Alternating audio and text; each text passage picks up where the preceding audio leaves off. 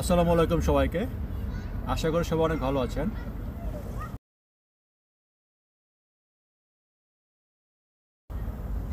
আমি আরমান চলে আসলাম নতুন আরেকটি ভিডিও নিয়ে। আজকে ভিডিওতে আলোচনা করব আপনার ভিসা রিজেক্ট হওয়ার কারণ কি এবং কী কারণে আপনার ভিসা রিজেক্ট হওয়ার সম্ভাবনা থাকবে, এবং আপনারা যারা নতুন ফাইল জমা দিবেন কোন জিনিসটা আপনার সতর্কতা অবলম্বন করবেন যাতে করে ইন ফিউচারে আপনার ভিসা রিজেক্ট হওয়ার সম্ভাবনা না থাকে, আপনার ভিসা যাতে আপনার হাতে পান সেই ব্যাপারে আলোচনা করব।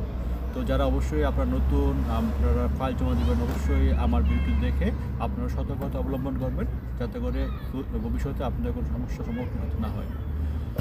তো অবশ্যই প্রথম যে জিনিসটা আপনারা খেয়াল রাখবেন সেটা হচ্ছে আপনি মালয়েশিয়াতে যে ভিসা বিলং করেন, আপনার হাতে যে ভিসা, ঠিক ওই ভিসা ক্যাটাগরি অনুযায়ী যে সকল কাজগুলো সুইটেবল ঠিক ওই ধরনের কাজগুলো কাজের জন্য অ্যাপ্লাই করার চেষ্টা করবেন।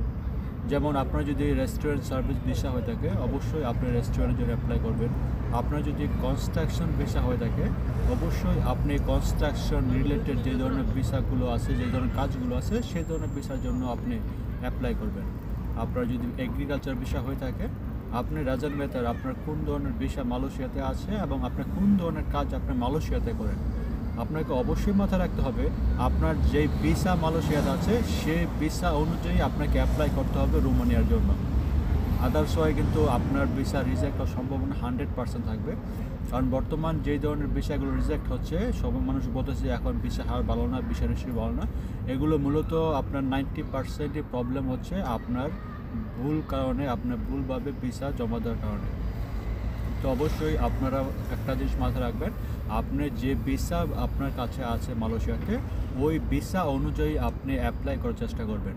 যদি আপনি কনস্ট্রাকশন ভিসা হয়ে থাকে অবশ্যই আপনি কনস্ট্রাকশন রিলেটেড, যেমন এটা ইলেকট্রিক্যাল হতে পারে, কনস্ট্রাকশন হতে পারে, পাইপ কাপলিং, মানে কনস্ট্রাকশন রিলেটেড যত ধরনের কাজ আছে আপনি ঠিক ওই ধরনের কাজগুলো আপনি ইনশিওর করে আপনার ফাইল জমা দেবেন। সেক্ষেত্রে আপনার যদি রেস্টুরেন্টের ভিসা হয়ে থাকে বা সার্ভিস সেক্টর ভিসা হয়ে থাকে, বিশেষ করে রেস্টুরেন্টের ভিসাগুলো খুব কম থাকে, service sector visa, service related যে ধরনের ভিসাগুলো আছে আপনি অবশ্যই আপনার এজেন্টের কাছে আপনি কথা বলবেন, কথা বলে কনফার্ম করে তারপরে আপনি ফাইল জমা দিবেন সে কোন কাজের জন্য আপনি অ্যাপ্লাই করবে বা আপনার কোন ক্যাটাগরিতে ভিসা জমা দেবে। কারণ হচ্ছে আদারওয়াইজ কিন্তু আপনার সময় নষ্ট হবে, আপনার টাকা নষ্ট হবে, আর সবচেয়ে যে জিনিসটা আপনার মনটা ভেঙে যাবে। কারণ আপনার অনেক ইচ্ছা আকাঙ্ক্ষার মধ্যে কিন্তু আপনি ইউরোপের জন্য স্বপ্ন দেখতেছেন যে আপনি ইউরোপ আসবেন, ইউরোপে আপনি এই কাজ করবেন বা আপনার ফিউচার আপনি কীভাবে ভালো হয়, কীভাবে কী করতে হবে সে কিন্তু আপনার একটা প্ল্যান থাকবে, সে কিন্তু আপনার স্বপ্ন দুঃসাত হয়ে যাবে যদি আপনার ভিসা রিজেক্ট হয়। তো মোস্ট ইম্পর্ট্যান্ট যে জিনিসটা ভিসা রিজেক্ট হওয়ার সেটা হচ্ছে আপনার ভুলভাবে আপনার ভিসা অ্যাপ্লাই করা, আপনার কাগজটা ভুল জায়গাতে সাবমিট করা।